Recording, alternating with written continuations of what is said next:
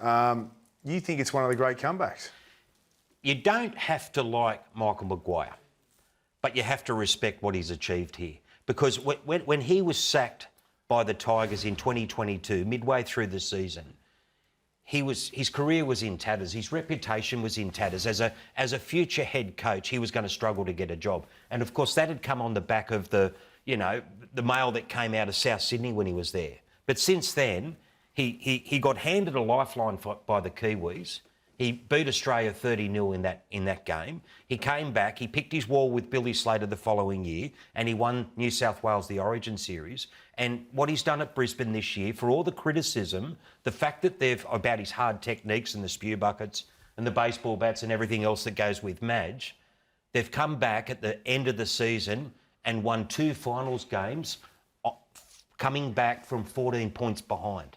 So all the work that he'd done earlier in the season, you just can't deny the fact what he's done. It's like it's an incredible, on the cusp of a Grand Slam. There it is. There's the headline 3 years ago.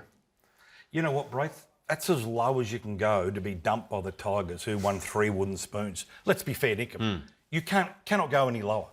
He then flums the New South Wales job, wins the series, and before we know it, he's coaching the biggest rugby league team in Australia into a grand final. It's an extraordinary comeback.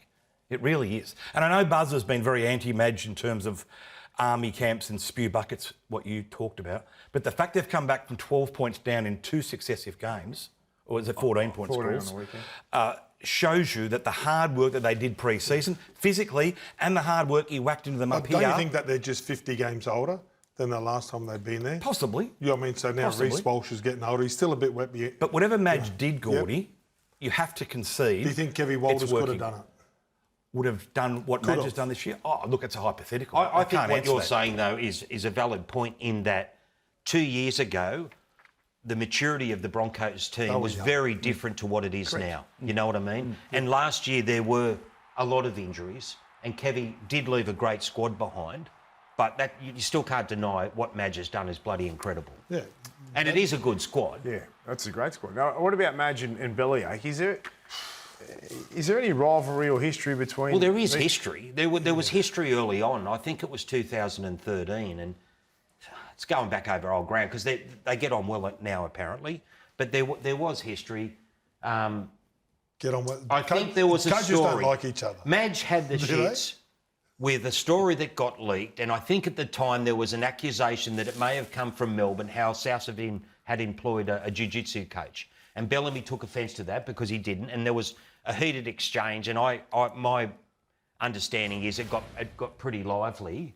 But soon after that, Bellamy put it to bed. He came out and said it's all good. They've been mates since, and I don't think there's any drama ongoing. I do find it interesting, though, that we spend so much time analysing Madge's spew bucket coaching style, yet there's not a tougher coach in the game than Craig Bellamy, who just has this way of getting his team up year on, year on, year on. Who traditionally has an army camp every single year.